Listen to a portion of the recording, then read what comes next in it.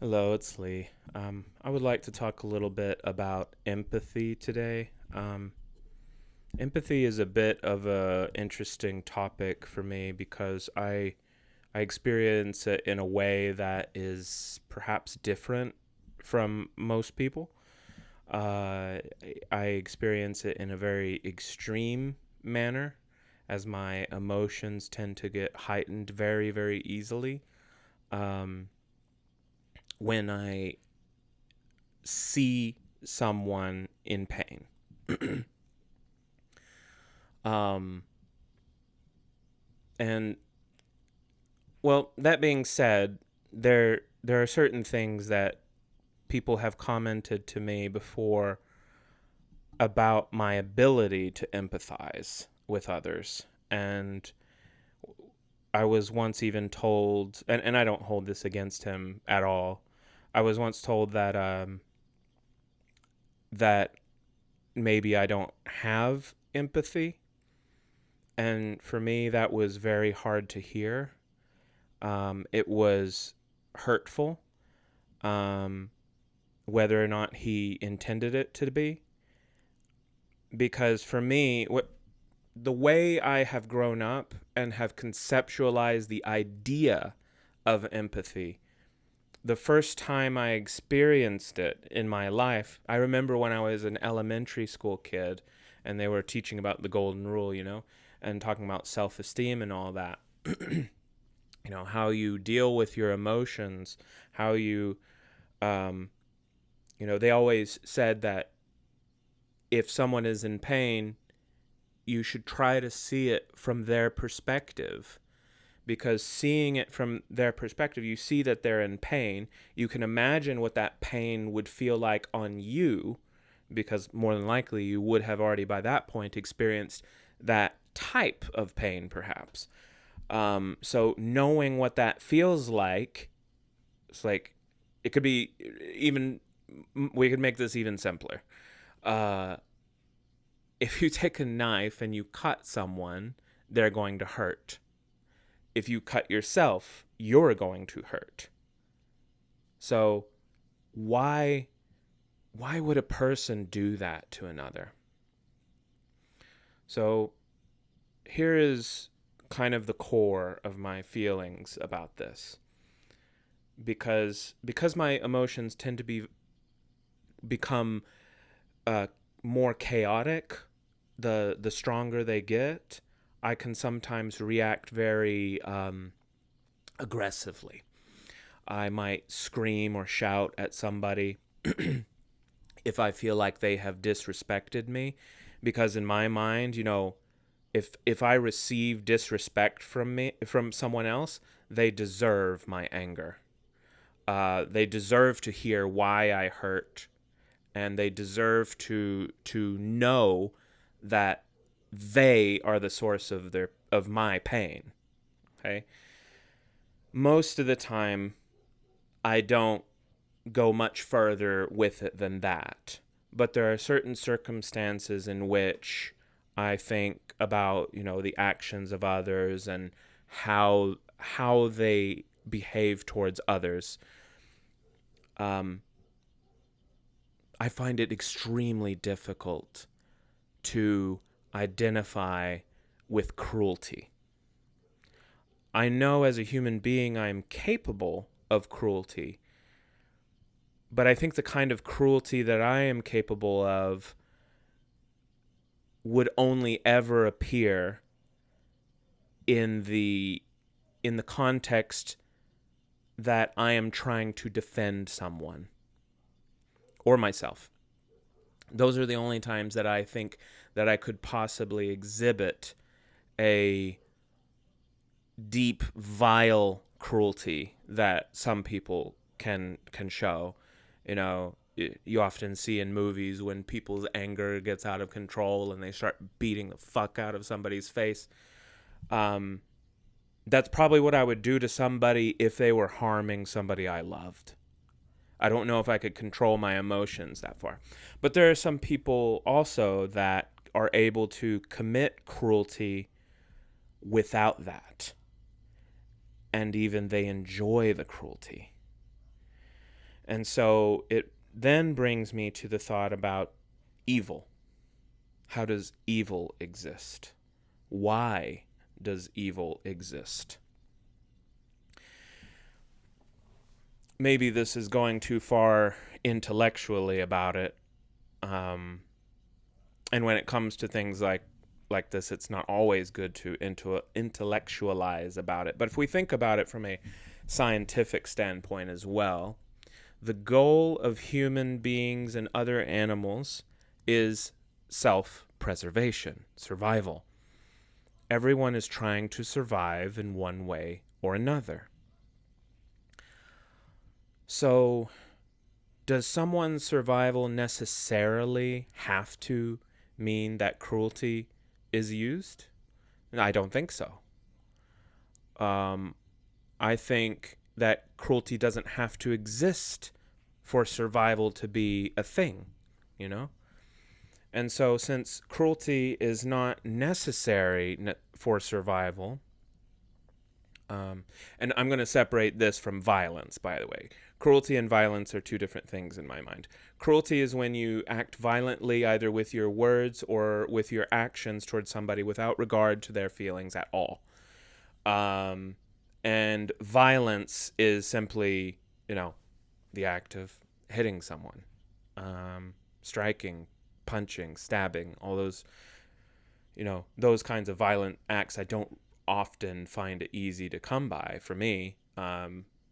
I've never actually been in a fight, really. The only violence that I can really recall from my past is when I was a kid, about 12 years old. I lived in a small neighborhood with a few other kids, and we would sometimes play with them and hang out. And there was this one kid who, just for some reason, hated me. I do not know why, but he had no reason to hate me. And I tried to tell him, why do you dislike me this much? What's the reason? Perhaps there was something that I did. I don't really remember. This was too long ago for me to recall why he initially started acting that way towards me. But one time, he got so angry at me that he started swinging a gardening hoe around. And, a gardening hoe has a flat head on the top, and, there's a bit of a blade to it. It's not sharp, but you could kill somebody with it. And I was watching this kid, and I remember screaming at the top of my lungs at him, "Stop!" And I'm thinking to myself, you're going to kill someone. And I think I even said that to him. You're going to kill someone. What the fuck are you doing? And that was the closest that I had ever been to fighting someone, because I couldn't believe that somebody would do that. Like, for me, I I tend to cry if I exhibit any amount of violence towards a person. Even if it's accidental. I've cried by accidentally elbowing people in the faces before, more than once. And I've cried because I've accidentally, I don't know, like maybe I tripped over someone's leg and accidentally caused them pain, or like a strained muscle or something like that. That sort of thing often makes me cry, because I don't like to be the source of people's pain. So because I feel that, I find it very difficult for other people not to feel that. I don't understand why people can't feel that. And for people who are able to exhibit extreme cruelty without any regard for another person's well-being, going back to the survival thing, why does nature allow cruelty? And if there is a God, why does God allow this cruelty? Why is cruelty towards another human being not so damaging to one's own heart that it causes them to drop dead. These are the thoughts that exist in my mind of, and maybe it's futile to wonder about these sorts of things. And these are things I have to get past, and I will. But I can barely watch movies with that kind of cruelty in them, or read news articles with that kind of cruelty in them. Because I am a gay man, I'm obviously sensitive to LGBT violence. And so, many, many years ago, when you started hearing on TV about people gays in Saudi Arabia being publicly executed, hanged from buildings. Why? For what? Because of a god? Because your God tells you that that's the right thing to do? If that's the case, then God is evil. In any religion. If God tells you to kill someone, God is evil. That's my feeling. And that's why I've found it very difficult to identify with religions such as Christianity, mainly the three Abrahamic religions, because they all, in some way or another, preach that violence is valid in some situations. And sometimes that violence is so intense and so cruel that it just should not exist in the world. It just shouldn't. But it does. And I have to learn to accept that that's a reality. Now, I think I went on a bit of a tangent, but there is something else I did want to say. Going back to, the conversation I had with my friend about my lack of empathy. We've recently determined, because reflecting back on that conversation,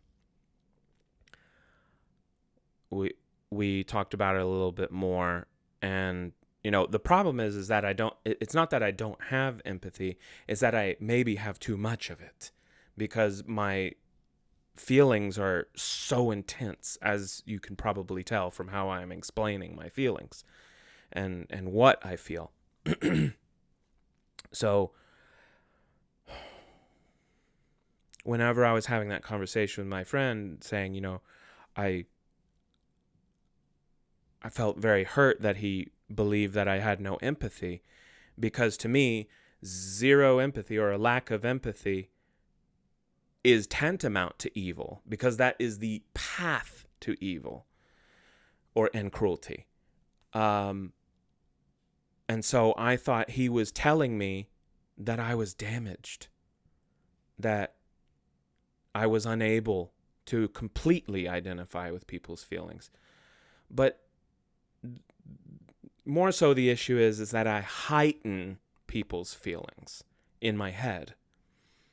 I see a person frown at me in conversation, and I think, well, there was nothing particular that I said that should cause them to frown. So I think, does he not like me? Does he think I'm annoying?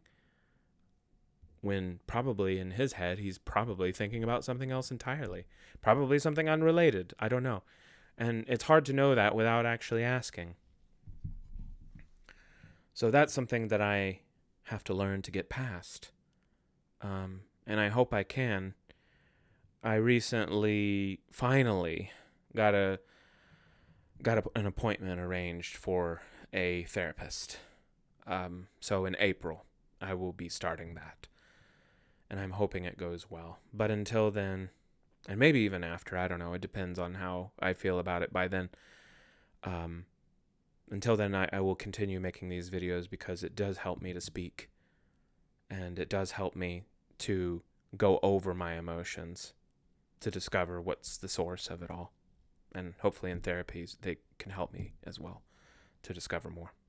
Well, thank you for watching. We're running out of time, but find love and life in your light, and be well, okay? Thank you.